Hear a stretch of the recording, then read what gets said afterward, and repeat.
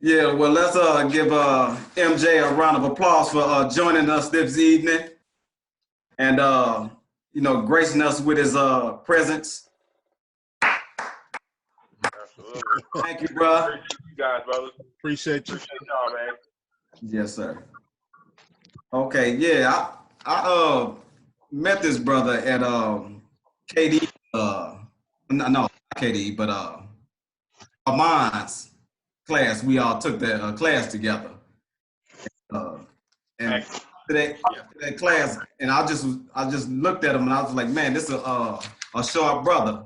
The way he was handling the firearms and all that, So we went out later that evening, that night, and I got a chance to talk to him. And me and him just chopped it up for about 30 minutes, going back and forth with a few things, and how I think and how he think, And I really love the way this brother think, and I just thought it would be a real good idea for us to interview him. My first, interview, and I thought it'd be a good idea for us to hear his story, especially the 2A community and our club. So let's can you give us a little bit about yourself, bro? Yeah. Well, some my name's about your Mike company. Waller. What's up? I said, give us a little bit of background about yourself and how you started in a 2A community. Okay. Well, my name is Mike Waller. I'm an FFL dealer here in Illinois, Richmond Park, Illinois, to be exact. I got first introduced into the firearms community when I was 18 years old. I was a lead armor and gunsmith at a gun company called Civilian Force Arms. I don't know if you guys are familiar with that. It was the first African-American AR-15 manufacturing company in the country. I was their first employee. I started working for them. Worked for them about 4 years, worked my way up to lead armor, and it's great time. SHOT Show, been a lot of places, a lot of faces. It was great, really, really good experience. Humbling experience also because the owner was pretty heavily into the gun community, and I got a chance to meet a lot of great people, and definitely appreciate them for that. So shout out to Civilian Force Arms. They're no longer in business anymore, but they went out of business in 2018, and I founded my own business called MJ's Firearms, named after my son MJ. I founded that business in 2018. That's when I got my FFL. Got my FFL at the age of 24 years old. Applied when I was 23, got when I was 24. I became the youngest in the country as of that date, and then the first FFL holder, African American FFL holder under the age of 25 in Illinois State. Pretty much history. So that's kind of how that's just kind of where I'm at now. That's how I got started in the gun community. That's what I do now currently. I'm also in a process right now starting a nonprofit organization to help inner city kids escape either gun violence and teach them and educate them on firearm safety and their rights, their Second Amendment rights and things like that. And also now I'm getting into like being an instructor, basic pistol and a rifle instructor. That's kind of something that's my journey I'm doing right now. It's a process I'm going through. Planning on being a USCCA licensed firearms instructor and rifle instructor pretty soon. So. Okay. So. Okay. So how's the community up there in Chicago receiving you? You out there like that? Pretty well. As far as firearms, pretty well. Anybody who typically hears about me or reach out to me, I always get a really good positive, response from customers and people, just people in general, especially our people, African Americans. I typically get always a positive response back. So it's pretty good. Illinois is not really a gun-friendly state. We're considered a blue state. It's not a free state. So owning a gun here is a privilege, not a right. So it's kind of sucks, but it seems like it's getting better day by day. Oh. So how old are you now, bro? I'm 25. Okay, 25. And you got your CCW back when you was working for the company, or? I got my I got my CCW a few years after, because I was 18 when I started. So I would say I got my CCW a few years after working for the company, because I wasn't old enough to have it yet. Okay. You got to be 21 in state of Illinois. I think it's nationwide. You got to be 21, but yeah, I got mine when I was 21. Right. So, what was the process of you going to get your FFL and being so young? How did they treat you, or how did it go? The process. The process, typically, like, well, from what I have read, I have a few friends who been in the firearms industry for a little while, and they have an FFL. And before I applied, I kind of got like a little inside game on, how things are gonna go. And it sounds, for the most part, it sounds like it was kind of pretty much the same. It was a 6-month waiting period. You gotta have a meeting with the ATF, submit fingerprints and background check, and a lot of paperwork. And you gotta have a meeting with them, and yeah, that's pretty much it. You gotta check like local zoning. It's a lot of stuff. You got local zoning. You gotta check with your. You gotta submit an application to your local police chief. They have to sign off on it. Giving you the right to conduct that type of business in that zoning area. So, but for the most part, I mean, it was a pretty smooth process. If you got a clean background, like you have no misdemeanors, no felonies, and you should be able to obtain a federal firearms license pretty much without a problem. And then you're in the right area, like zoning and stuff like that. Right. Okay. So yeah, so I want to I guess go into a little bit about when you left here after the class that you took. That wasn't the class. Class you took with KD. Mm-hmm. NOC. Yes. Mm-hmm. So after you left here, St. Louis, can you just kind of just walk us through your whole ordeal? Oh, well, with the self-defense shooting, it was 16 hours after leaving NOC Training and Learning Industry event. 16 hours after leaving there, I went to Chicago to see my girlfriend. She lives in the medical district, which is pretty deep inside of Chicago. The area she was living in was not the best. And I don't think any area in Chicago is really, really safe. But, well, anywhere in the country, I think so. I mean, anything can happen anywhere, but especially in Chicago, and that area was a pretty bad area. I was walking with my 5-year-old son at the time, MJ, walking with him in the side of the alley.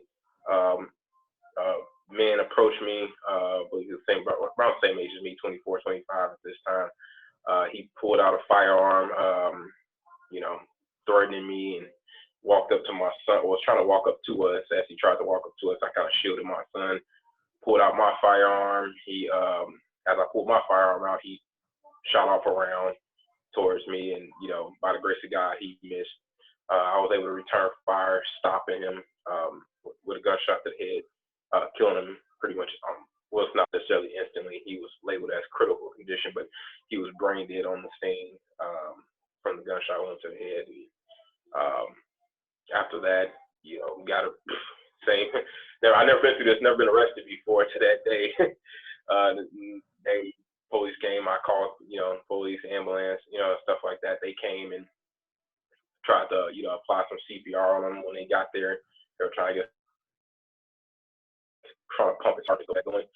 And the police department, the police responding officers that came there, arrested me, took me down to one of the police stations. I couldn't remember off the top of my head. Chicago is a very big city, and they have like what they call like satellite stations, like police stations. So it's a bunch of different police stations inside of the city.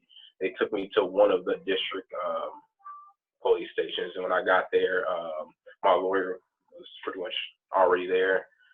Family was already involved. They know what was going on. It was already on the news and things like that.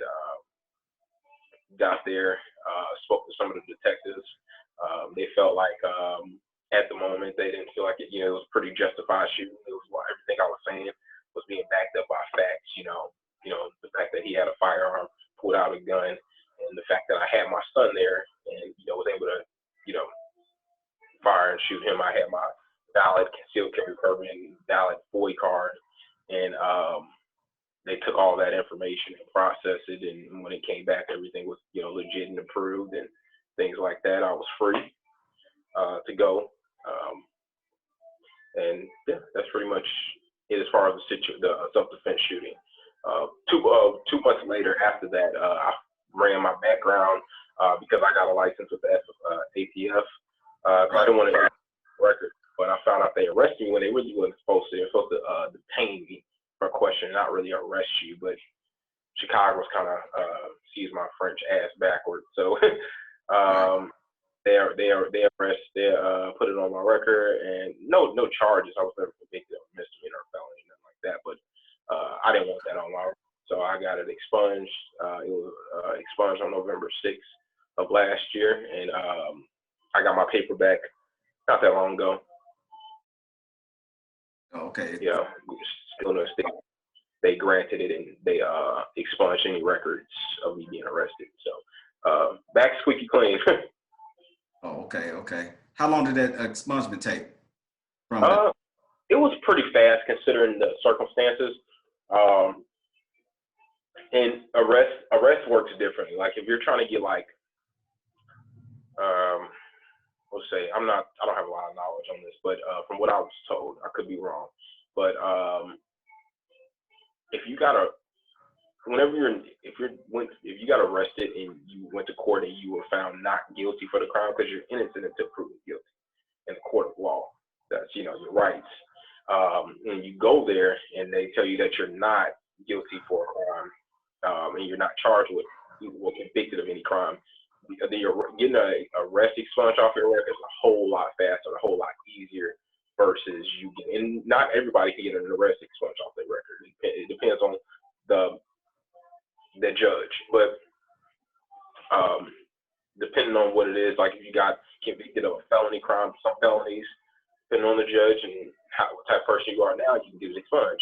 Depending on you can get some misdemeanors expunged, and you can get some arrests expunged or some arrests you can't. So that's pretty much the process as far as getting an expungement, and with an arrest it's a whole lot faster versus being convicted of crime. Right. I heard you say you had a lawyer and he was at the police station. Did you have the insurance, or did you just know already? Nope. I did not have USCCA insurance or Law Shield. I didn't have any of them at the time. Never really expected to actually use a gun. I don't think any of us, I don't know if any of you gentlemen in here actually carry on it daily, but none of us really, expect to have to use a firearm. And I did not have insurance. To answer your question, I didn't have insurance at the time. And I wish I did, because I wouldn't have to pay all that money out of pocket, but I'm grateful it is the way it did. I didn't have to come out of pocket a lot of money, considering, the man passed away and, the case was pretty much closed, and it is, and it got expunged and all that other stuff. It wasn't that bad, but I do tell a lot of my customers who purchase firearms from me or anything like that, I tell them, hey, get insurance.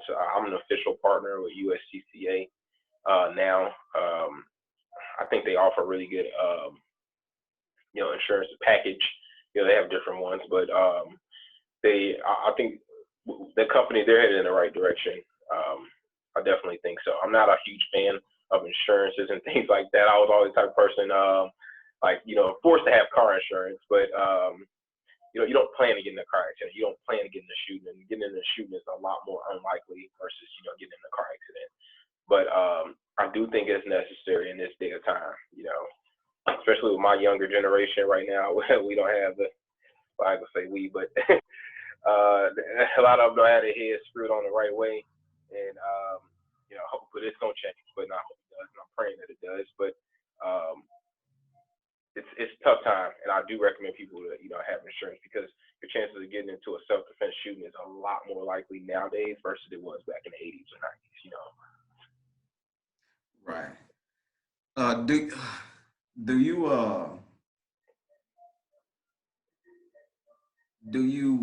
what I was trying to say, how are you feeling right now for as from that situation? After the shooting, Yes. now I can live with it. It's tough. I mean, knowing that you have to take a life and, you know, kill a person, but knowing you have to do it to protect your child and your son and your loved ones and people around you. Because it wasn't just my son right there. Even though he was the one that's kind of in, you know, immediate danger, but I saved more lives than just, you know, myself and my son. And, you know, I had my buddy Devin with, you know, trench work on Instagram. I had my buddy Devin with me, and my girlfriend was pregnant with my daughter now. She's a few months old. She's 7 months old. She was pregnant with her. So I feel like I saved a lot more, you know, than just my son's life. And, you know, knowing that I saved lives, you know, in the situation, Right. you know, at night, you know, I didn't just do it because he made me mad, or I didn't just do it because of, you know, I was a bad person or something like that, or I was a killer or something. You know, I did it to protect the people around me, and I do it all over again. Check my, you know, the people around me, the people I love. Right. Have you sought any like counseling or therapy? Yeah. I'm a Christian, so I have a pastor, and I spoke to him, and we had multiple conversations. You know, just either through Skype or over the phone. And I've met him in person a bunch of times too, and we talked about it. And yeah, I definitely felt a whole lot better. He can kind of read me. He saw where I was and where my mind was, and you know, even him, he's a supporter of the Second Amendment. He's a gun owner too, and he's a pastor. And he knows, you know, even himself, you know, he's like, you know, if I was forced with that situation, I would do the same thing. So, and I believe, you know, God forgives, you know, all sins, you know, if you, you know, confess to him and things like that, and no sin's bigger than the other. So, yeah, just that's kind of how the way I took it. Right. Yeah, I don't feel that it was a sin. For real. Yeah, my son also. My son, I let him speak to the pastor and his wife. They call her First Lady. Spoke to her as well, and it was okay. He seems, I think he was a little bit too young. 5 years old. He definitely is aware. He knows my son goes shoot with me all the time. He owns a few guns, and right. You know, he knows, like, you know, he know what happened. He knows that, and he knew what I, you know, kind of did, you know. But I still think he was too young to really grasp that a life was taken, you know, at the age of 5. Yeah. So, yeah. Okay, I know we're gonna have a lot of questions, so what I want to do is keep going. So what I want you to do is go into your company and let us know about your services that you offer. Okay.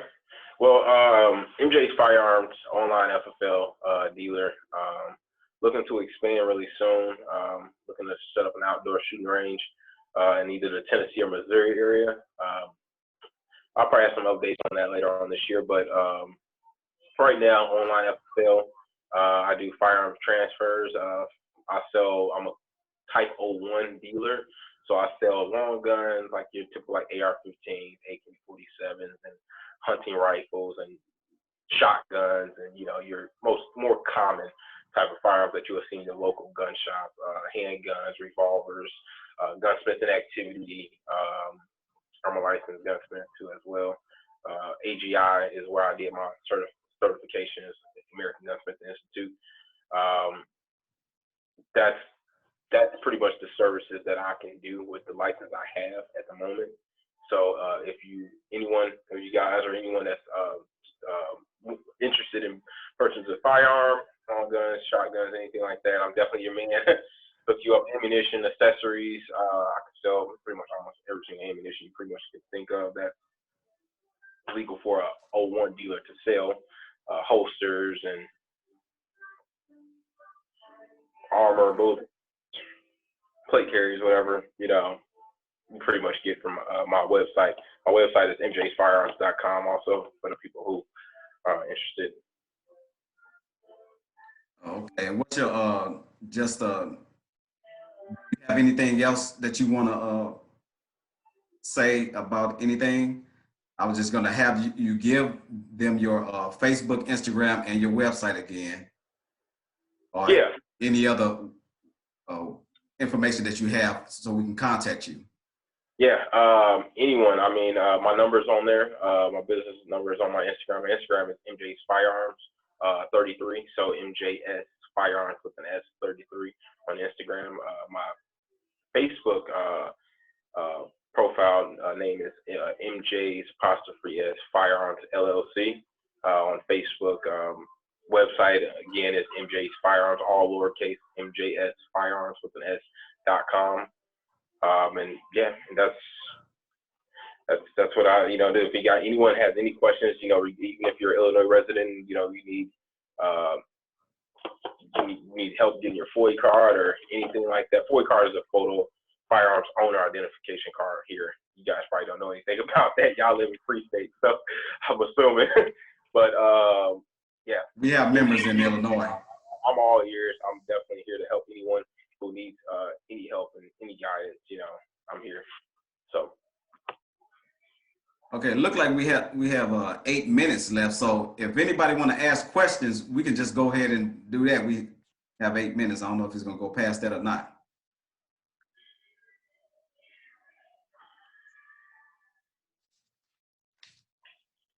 So I guess we covered everything. I got a question for everybody. I raised my hand and then I guess nobody saw it there. But as far as purchasing the firearm from you, Illinois, and having it shipped to Missouri, is that a problem or not? No, it's not. It's transfer. Like if you live in what state do you live in? Missouri. Missouri. Okay. Missouri, you're like your local gun shop, like the Range West, I believe it's called. A lot of people know about. That's a common one out there. Like if you want to purchase a gun from me, you go on my website, or you can contact me through email. My email is mjsfirearms@gmail.com. You can contact me through there. Let me know the firearm you're interested in that you see on my website, and just give me your local gun shop's name, and I'll just get in contact with them and get the FFL and transfer the gun there, and you pick up the firearm from there. 9 times out of 10, you're probably gonna pay a transfer fee. The transfer fee, I can't really tell you how much theirs will be, but you just pay a transfer fee when you pick up your firearm. Is there like a listing of places that you can ship, or that's on a registry, that kind of thing? I know one of our members, Don, he has there's a gun shop that he can actually have those transferred to, and it's a brother that's here in St. Louis.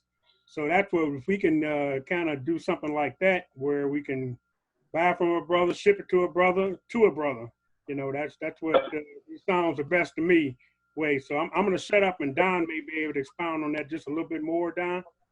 Yeah. Can you hear me? Yep. He's loud and clear. Okay. Yeah. We have a gun shop there where we can have.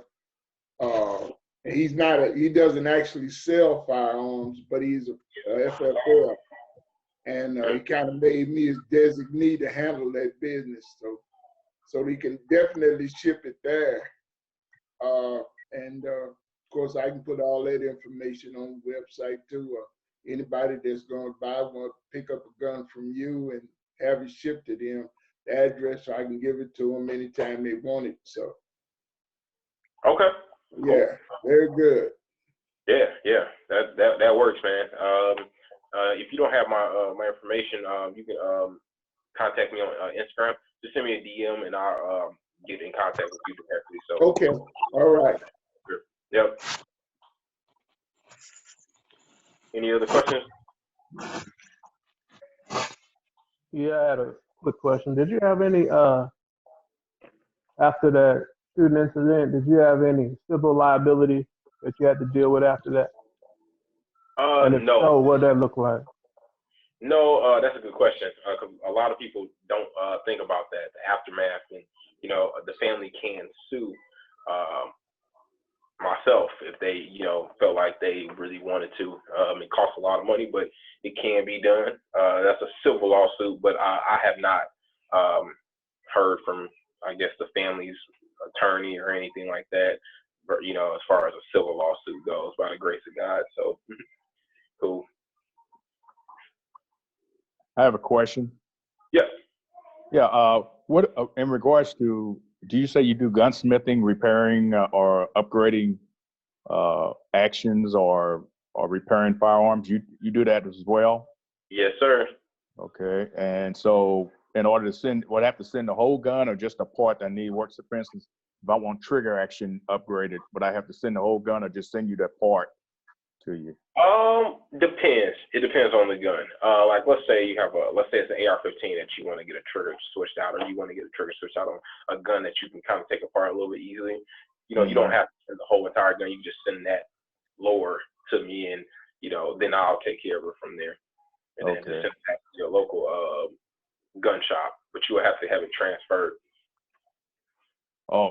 Even the part, even though it's not the complete gun, you still have to go through the FFL? Yeah, whenever transferring guns from state to state, it's in order for me to pick it back up from you. I've heard different things. Since you already own the gun, you can transfer the gun to me, being an FFL, and I can do work on it. But me sending the gun back to you may require a little bit more. You may have to pick it up from your local gun shop, which is it's easy. You just go and pick it up. Yeah. They don't have to do any type of work. It's just safer, and that way you don't go into we don't have any issues with AIDS and death and things like that. Right. Okay. Thanks. No problem,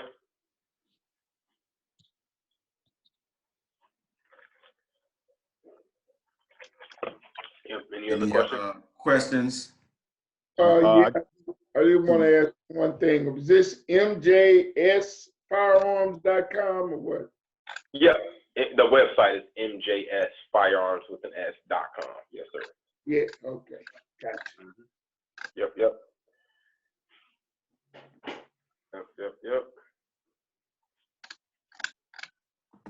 Okay, these last few minutes, I just want to hear a little bit more about what you're talking about. You saying something about opening up, getting you some land in Missouri. What's going on with that?